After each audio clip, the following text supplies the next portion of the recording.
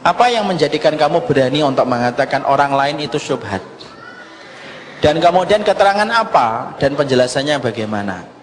Karena apa? Karena kita adalah orang yang diberikan oleh Allah dengan anugerah akal untuk kemudian membaca dan untuk mengerti.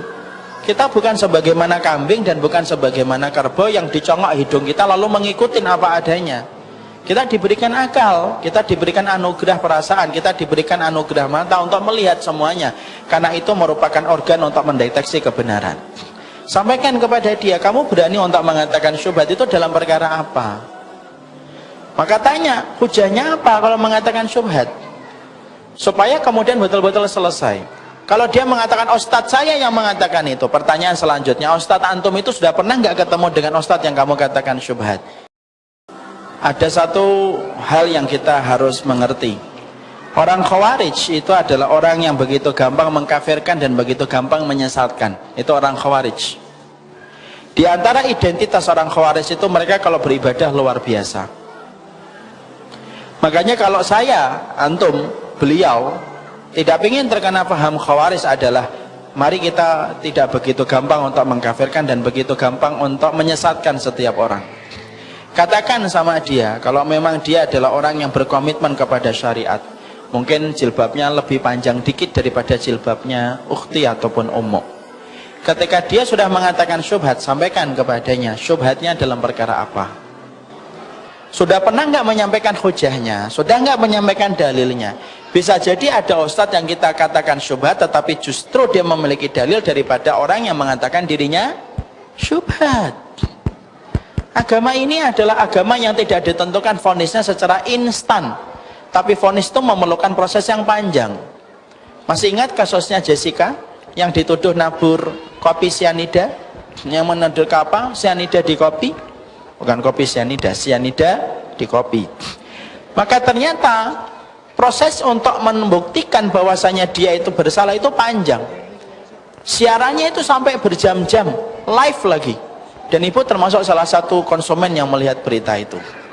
Belum lagi didatangkan itu kemudian ahli dari Australia, ahli dari Singapura didatangkan, CCTV diputar berkali-kali. Kemudian setiap kemudian tuduhan dibantah lagi sama pengacaranya. Loh, hanya untuk membuktikan seorang Jessica itu, apakah dia menaburkan kopi, menaburkan sianida ataukah tidak, itu ternyata prosesnya sepanjang itu dan sedetail itu. Padahal hanya untuk menjaga kehormatan seorang wanita yang bernama Jessica. Kalau seorang wanita kafir saja, hanya untuk membuktikan dia itu bersalah ataukah tidak, sampai sepanjang itu dan sedetail itu pengadilan itu ditegakkan dan menghabiskan biaya yang tidak sedikit. Loh, apalagi orang yang beriman. Kalau hanya mengatakan syubhat gampang, tapi membuktikan ucapan itu harus benar. Makanya dalam Islam itu kalau sudah ada tuduhan, makanya kemudian harus disertai dengan hujah yang begitu kuat. Contoh, kita mengatakan fulan berzina, hati-hati loh. Kalau kamu sudah mengatakan fulan itu berzina, kamu akan ditanya saksinya, 4 orang saksi. Kalau kamu melihatnya berarti kurang 3. Padahal kalau kita perhatikan, siapa yang tega melihat zina itu 4 orang bareng-bareng? Ada 2 orang ngeliatin, Masya Allah, sini itu 4, Masya Allah. Masih kurang 3, masih kurang 1 di WA, cepat sini akhi, Masya Allah gitu.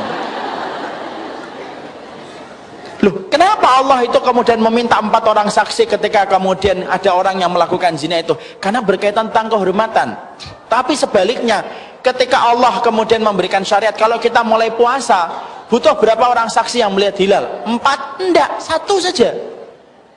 Ada orang kemudian besok kita misalkan ini akhir Ramadan, ternyata sore nanti ada yang melihat hilal, 1 orang saja sudah cukup untuk mulai puasa itu besok. Kenapa masalah hilal cukup 1 orang, tetapi kenapa tuduhan zina harus 4 orang? Karena kalau sudah berkaitan tentang kehormatan orang itu jadinya berat. Siapapun itu yang ngomong, tanya sama dia, sudah siap kamu menghadapi nanti kemudian di hadapan Allah itu? Apa yang kamu katakan tentang semacam itu? Karena orang tersebut ketika kemudian dikatakan ustadznya syubhat fulan gitu, insya Allah saya sih tidak ada, ustadz yang lain mungkin. Maka kemudian pasti dia akan menghadapi tuduhan itu nanti di hadapan Allah. Kenapa?